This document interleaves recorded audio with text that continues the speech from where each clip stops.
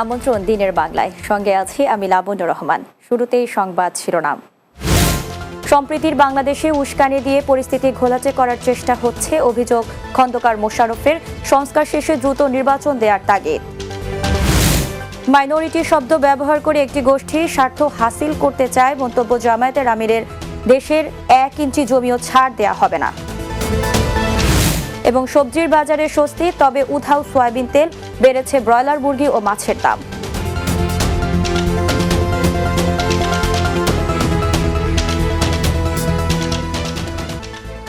শুনছিলেন শিরোনাম, এবারে বিস্তারিত। আজ শুক্রবার, ছুটির দিন। সরকারি সব প্রতিষ্ঠান, স্কুল, কলেজ বন্ধ থাকার পরও বায়ু দূষণের তালিকার শীর্ষে উঠে এসেছে রাজধানী ঢাকা। দ্বিতীয় অবস্থানে রয়েছে ভিয়েতনামের হো চি মিন শহর। শুক্রবার সকাল 8:56 বায়ুর মান পর্যবেক্ষণকারী সংস্থা এয়ার কোয়ালিটি ইন্ডেক্সের সূচক থেকে এ তথ্য জানা গেছে। এ তালিকার তৃতীয় ও চতুর্থ অবস্থানে রয়েছে পাকিস্তানের 2টি শহর, করাচি ও লাহোর, আর ভারতের দিল্লি রয়েছে 7 নম্বরে। এমন দূষণের কারণ হিসেবে নির্মাণ কাজ, ইটভাটা ও শিল্প কারখানা এবং যানবাহন চলাচলের অব্যবস্থাপনাকে দায়ী করেছে পরিবেশবাদী সংগঠন বাংলাদেশ বায়ুমণ্ডলীয় দূষণ কেন্দ্র। তাদের দাবি, শুধুমাত্র অব্যবস্থাপনার জন্য কোনোভাবেই বন্ধ করা যাচ্ছে না রাজধানীর বায়ু দূষণ।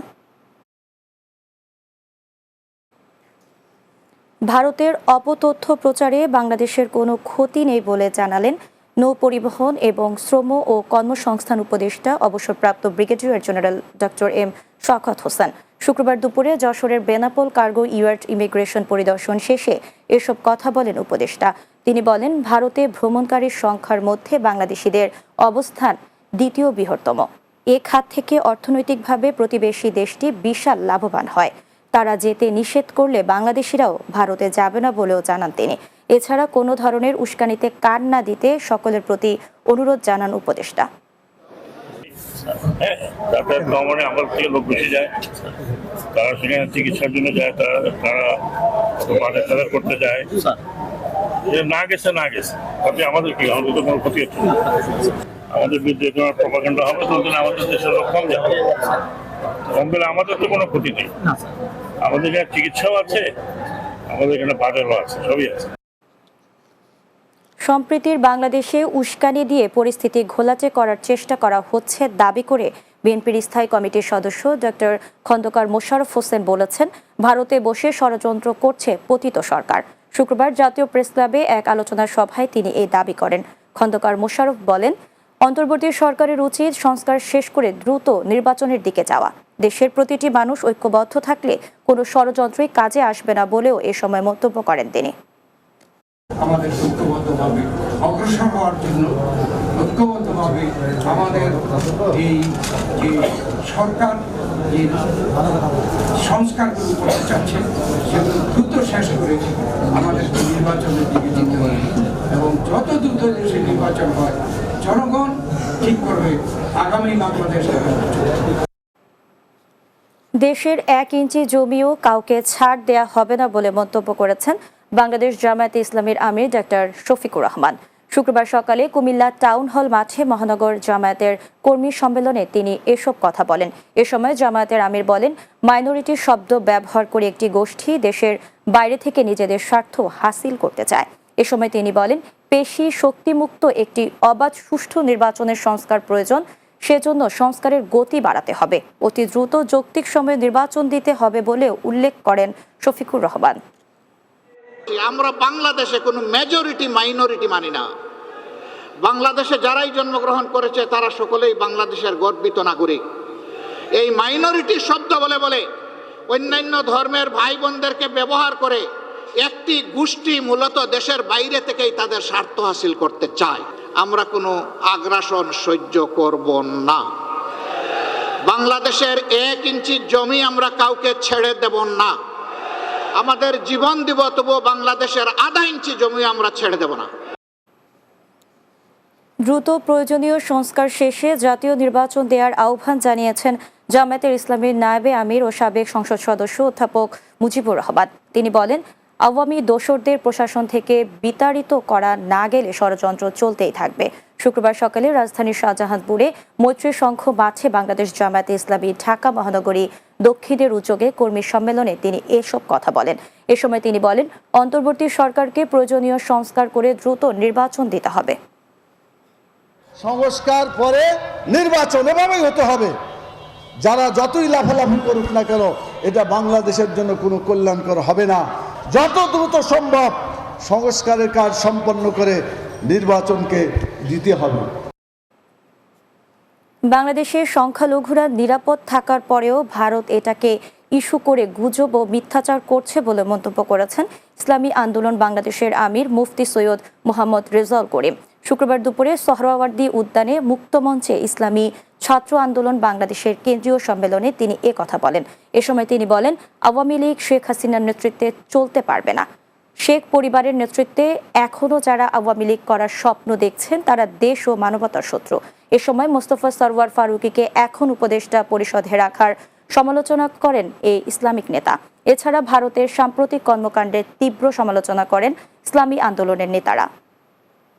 যারা আওয়ামী লীগ করছেন, আমি বলবো দল করবেন, কিন্তু শেখ হাসিনার নেতৃত্ব নয়। আমাদের দেশের মধ্যে সংখ্যালঘুরা সর্বক্ষেত্রে নিরাপদ থাকার পরেও আজকে আমাদের পাশের রাষ্ট্রে ভারত, সেখানে বিভিন্ন সংবাদ মাধ্যম আমাদের দেশকে অশান্তি তৈরি করার জন্য বিভিন্ন মিথ্যা সংবাদের মাধ্যমে দেশকে বিভিন্ন ধ্বংস করার, বিভিন্ন ধরনের অশান্তি করার বিভিন্ন নীলনকশা তৈরি করেছে।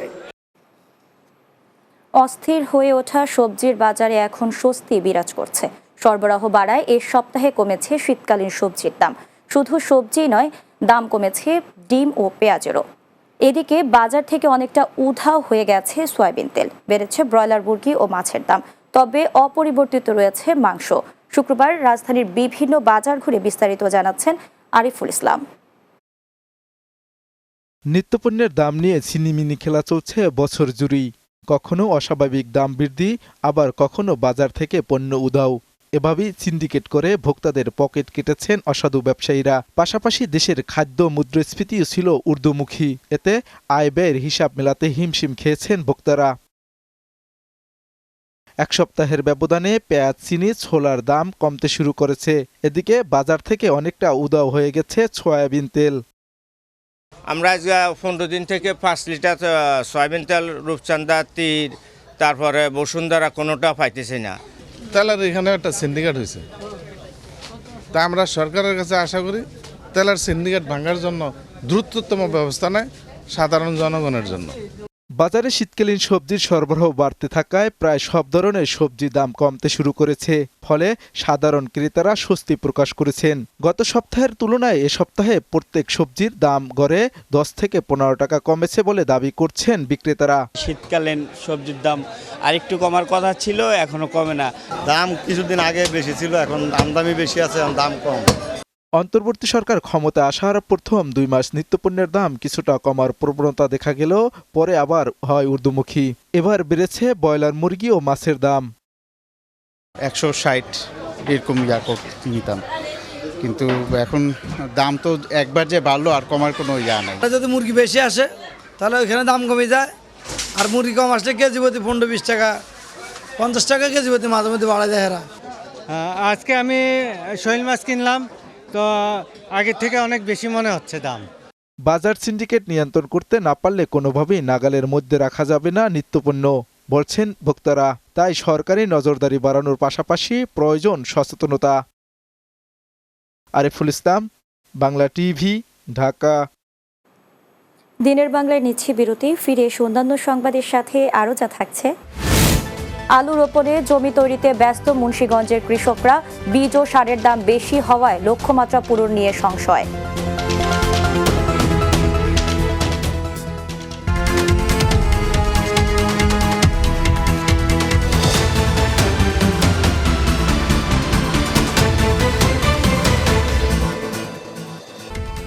বিরতির পর দিনের বাংলায় স্বাগত আরও একবার। টাঙ্গাইলের ঘাটাইল শহীদ সালাউদ্দিন সেনানিবাসে জুনিয়র কমিশন অফিসার এবং অন্যান্য পদবীর সেনা সদস্যদের জন্য 500 ফ্ল্যাট বিশিষ্ট নবনির্মিত পারিবারিক বাসস্থান সেনানির উদ্বোধন করা হয়েছে। বৃহস্পতিবার বিকেলে ফলক উন্মোচন ও চাবি হস্তান্তরের মাধ্যমে এ ভবনের উদ্বোধন করেন সেনাবাহিনীর প্রধান জেনারেল ওয়াকারুজ্জামান। এ ভবন নির্মাণের ফলে ঘাটাইল এরিয়া চাকরিরত সেনা সদস্যদের আবাসন সমস্যা নিরসন হবে বলে আশা প্রকাশ করেন সেনাপ্রধান। এর আগে তিনি ত্রিশাল সেনানিবাসে প্রস্তাবিত অলিম্পিক ভিলেজের নির্মাণ সাইট পরিদর্শন এবং প্রয়োজনীয় দিক নির্দেশনা প্রদান করেন। আলু চাষে ব্যস্ত সময় কাটাচ্ছেন মুন্সিগঞ্জের কৃষকরা। সকাল থেকে সন্ধ্যা পর্যন্ত শ্রমিক ও পরিবারের লোকজন নিয়ে আলু রোপণে জমি প্রস্তুত থেকে শুরু করে রোপণ কাজ করছেন তারা। তবে এবছর আলু বীজ ও সারের দাম বেশি বলে অভিযোগ কৃষকদের।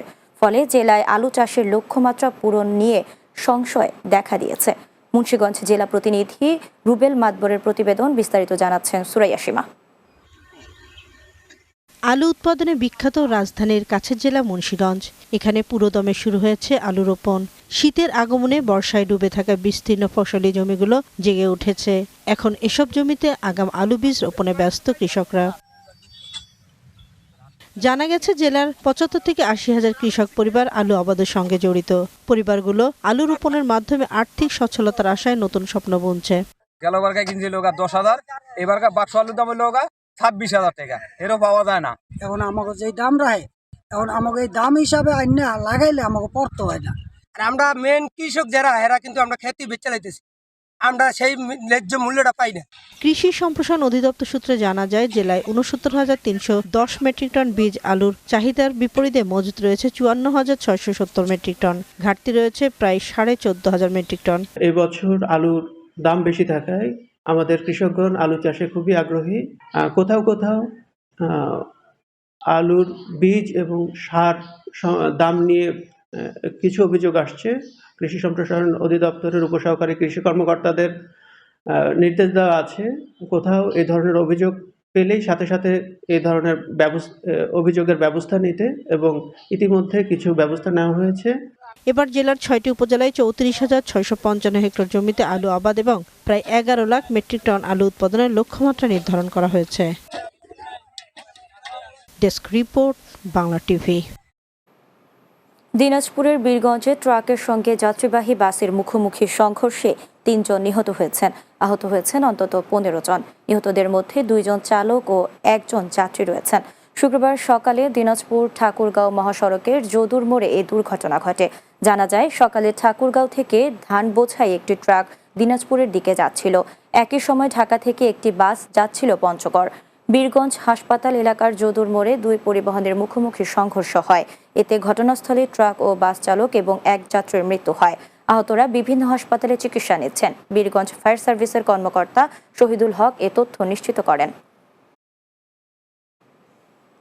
কক্সবাজারের চেদ্দাইতে নির্মাণাধীন ৫০ শয্যার হোপ হাসপাতাল ও মহেশখালীতে ৩০ শয্যার এক্সিলারেট হাসপাতাল পরিদর্শন করেছেন সাবেক মার্কিন রাষ্ট্রদূত পিটার ডি হাস।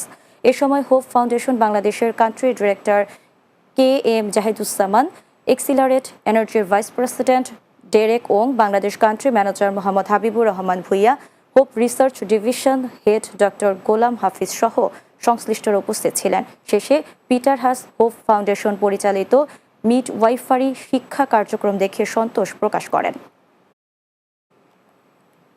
নানা আয়োজনে ব্রাহ্মণবাড়িয়ার আখাউড়ায় মুক্ত দিবস পালিত হয়েছে। বৃহস্পতিবার সন্ধ্যায় পৌর মুক্ত মঞ্চে এই কর্মসূচি পালন করা হয়। ১৯৭১ সালের ৬ ডিসেম্বর পাকিস্তানি হানাদার বাহিনীর কবল থেকে আখাউড়া মুক্ত হয়। প্রদীপ প্রজ্বলন ছাড়াও শুক্রবার সকালে উপজেলা প্রশাসন মুক্তিযোদ্ধা সংসদ সন্তান কমান্ডের উদ্যোগে পুষ্পস্তবক অর্পণ, শোভাযাত্রা, আলোচনা সভা ও পতাকা উত্তোলনের আয়োজন করা হয়। মুক্তিযোদ্ধা সন্তান কমান্ডের সভাপতি শওকত হোসেন খান স্বাধীনের সভাপতিত্বে আলোচনা সভায় প্রধান অতিথি হিসেবে উপস্থিত ছিলেন আখাউড়া উপজেলা নির্বাহী অফিসার গাজালা পারভিন রুহি। আজ ৬ ডিসেম্বর পটুয়াখালী কলাপাড়া উপজেলা মুক্ত দিবস। ১৯৭১ সালের ৪ ডিসেম্বর বিকেলে মুক্তিযোদ্ধারা গলাচিপা থেকে ভান্ট্রি নামের একটি জাহাজে কলাপাড়ায় আসেন। পরদিন পাক বাহিনী ও তাদের দোসরদের বিরুদ্ধে সরাসরি যুদ্ধ শুরু করেন।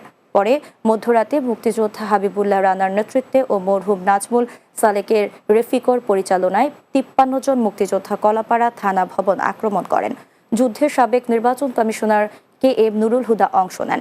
7 ঘণ্টা ত্রিমুখী আক্রমণের ফলে হানাদার বাহিনী আত্মসমর্পণ করে। পরে 6 ডিসেম্বর সকালে মুক্তিযোদ্ধারা কলাপাড়া থানা ভবন দখল করে উড়িয়ে দেন স্বাধীন পতাকা।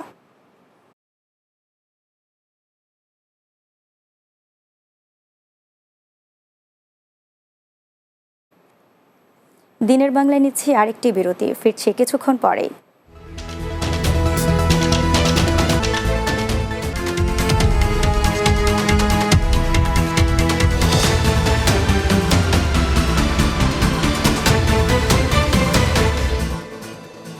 বিরতির পর দিনের বাংলায় স্বাগত আরও একবার। তারেক রহমানের 31 দফা ঘরে ঘরে পৌঁছে দেওয়ার লক্ষ্যে বরিশালের গরুনদীতে মিছিল, পথসভা ও লিফলেট বিতরণ করেছে জেলা বিএনপি। শুক্রবার সকালে সরকারি গরুনদী কলেজ শহীদ মিনার চত্বরে লিফলেট বিতরণ কার্যক্রম অনুষ্ঠিত হয়। উপজেলা যুবদলের সদস্য সচিব মনির হাওলাদারের সভাপতিত্বে পথসভায় প্রধান অতিথি ছিলেন বিএনপির কেন্দ্রীয় কার্যনির্বাহী সদস্য ও ইঞ্জিনিয়ার অ্যাসোসিয়েশনের কেন্দ্রীয় সভাপতি ইঞ্জিনিয়ার আব্দুস সোবাহান। এতে বক্তব্য রাখেন জেলা বিএনপির সদস্য আব্দুল আওয়াল লোকমান সহ অন্যান্যরা। যশোরের বেনাপোলে যানজট নিরসনে 1 বছর আগে উদ্বোধন হওয়া বাস টার্মিনাল চালুর দাবিতে মানববন্ধন করেছে টার্মিনাল এলাকার বাসিন্দারা। সকালে বাস টার্মিনাল এলাকায় বেনাপোলের সচেতন মহল, বেনাপোল পৌরবাসী এবং বেনাপোল বৈষম্য বিরোধী ছাত্র জনতা কর্তৃক আয়োজিত মানববন্ধন অনুষ্ঠিত হয়। এতে বক্তব্য রাখেন সংগঠনের বেনাপোল ইউনিয়নের সাবেক ভারপ্রাপ্ত চেয়ারম্যান আমিরুল ইসলাম, বেনাপোল হাই স্কুলের সাবেক শিক্ষক আব্দুল মান্নান, C&F ব্যবসায়ী হাফিজুর রহমান সহ অন্যান্যরা। কুমিল্লার দাউদকান্দি বিটেশ্বর স্কুল অ্যান্ড কলেজের বিভিন্ন অনিয়মে জড়িয়ে মিথ্যা, ভিত্তিহীন, বানোয়াট, অসত্য, বিভ্রান্তিকর তথ্য অপপ্রচারের বিরুদ্ধে সংবাদ সম্মেলন করেছে উপজেলা যুবদল সিনিয়র যুগ্ম আহ্বায়ক রুহুল আমিন। সকাল উপজেলার মলয় বাজারে এ সংবাদ সম্মেলন অনুষ্ঠিত হয়। ভুক্তভোগী রুহুল আমিন লিখিত বক্তব্যে দাবি করেন, বিটেশ্বর স্কুল অ্যান্ড কলেজের প্রাক্তন অধ্যক্ষ জসিমউদ্দিন তার বিরুদ্ধে উদ্দেশ্যমূলক ষড়যন্ত্রে নেমেছেন। জসিমউদ্দিন 5 আগস্টের পর দুর্নীতির নানা অভিযোগে পালিয়ে যেতে বাধ্য হন এবং আড়ালে থেকে নানা ষড়যন্ত্রে লিপ্ত রয়েছেন। বর্ণাঢ্য আয়োজনে খাগড়াছড়িতে পার্বত্য চট্টগ্রাম নাগরিক পরিষদের 5ম প্রতিষ্ঠা বার্ষিকী পালিত হয়েছে। দিবসটি উপলক্ষে খাগড়াছড়ি জেলা সদরের একটি অভিজাত রেস্টুরেন্টে অনুষ্ঠানের আয়োজন করা হয়। এতে প্রধান অতিথি ছিলেন পার্বত্য চট্টগ্রাম নাগরিক পরিষদের জেলা সভাপতি ইঞ্জিনিয়ার মোহাম্মদ লোকমান হোসেন। অনুষ্ঠানে সংগঠনটির জেলা শাখার সাধারণ সম্পাদক SM মাসুম রানা, সাংগঠনিক সম্পাদক মোহাম্মদ মুক্তাদের হোসেন সহ অন্যান্যরা উপস্থিত ছিলেন।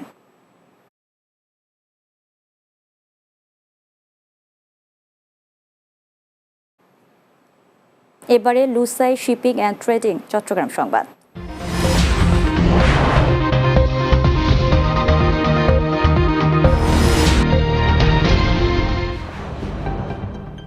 বাংলাদেশ সুপ্রিম কোর্ট আইনজীবী সমিতি ও চট্টগ্রাম জেলা আইনজীবী সমিতির সদস্য অ্যাডভোকেট সাইফুল ইসলাম আলী হত্যার ভিডিও ফুটেজ দেখে রিপন দাস নামের এক যুবককে গ্রেফতার করা হয়েছে। চট্টগ্রামের আনোয়ারা থানা এলাকায় তাকে গ্রেফতার করা হয়। রিপন দাস কোতোয়ালি থানার পাথরঘাটার হরিশচন্দ্র লেনের সাধুর বাড়ির মৃদুল দাসের ছেলে। চট্টগ্রাম মেট্রোপলিটন পুলিশের মিডিয়া অ্যান্ড পাবলিক রিলেশনস বিভাগের অতিরিক্ত উপ পুলিশ কমিশনার কাজী মোহাম্মদ তারেক আজিজ জানান, আলী হত্যায় পাওয়া ভিডিও ফুটেজে রিপন দাসকে নীল রঙের গেঞ্জি পরা অবস্থায় বটি হাতে দেখা গেছে। চট্টগ্রামের সন্দ্বীপের মাইঠভাঙ্গা ইউনিয়ন বিএনপির সভাপতি হুমায়ুন কবির সহ নেতাকর্মীদের বিরুদ্ধে সামাজিক যোগাযোগ মাধ্যমে অপপ্রচারের প্রতিবাদে সংবাদ সম্মেলন করেছে মাইঠভাঙ্গা ইউনিয়ন বিএনপি।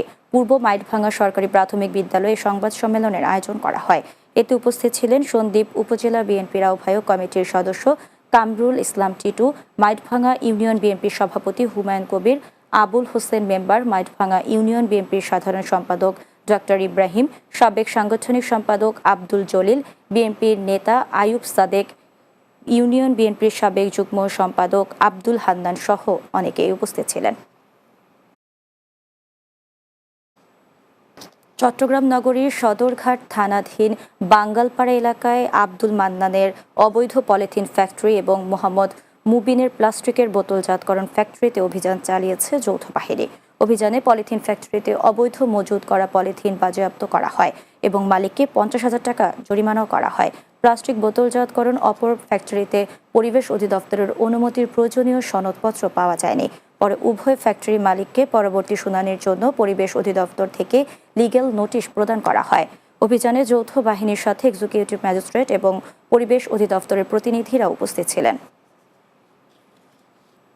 বাংলাদেশে গ্রাম ভিত্তিক প্রথম ওয়েবসাইট চুনতি.com এর উদ্যোগে তৃতীয়বারের মতো চট্টগ্রামে অনুষ্ঠিত হতে যাচ্ছে চুনতি.com ম্যারাথন 2024। এ উপলক্ষে নগরীর কাজীর দেউরিতে সংগঠনের নিজস্ব কার্যালয়ে সংবাদ সম্মেলন অনুষ্ঠিত হয়। এতে লিখিত বক্তব্য পাঠ করেন ম্যারাথন দৌড় আহ্বায়ক ডাক্তার মাহমুদুর রহমান।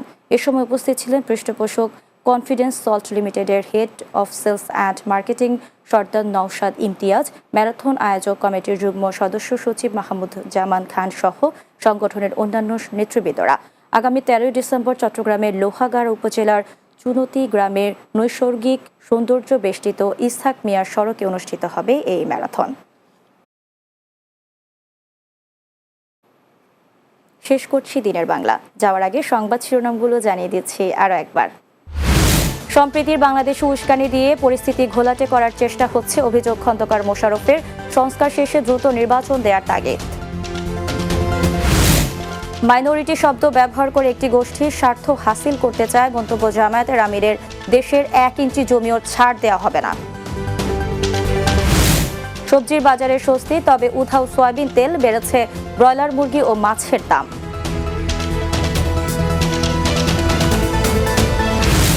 এবং আলু রোপণে জমি তৈরিতে ব্যস্ত মুন্সিগঞ্জের কৃষকরা। বীজ ও সারের দাম বেশি হওয়ায় লক্ষ্যমাত্রা পূরণ নিয়ে সংশয়।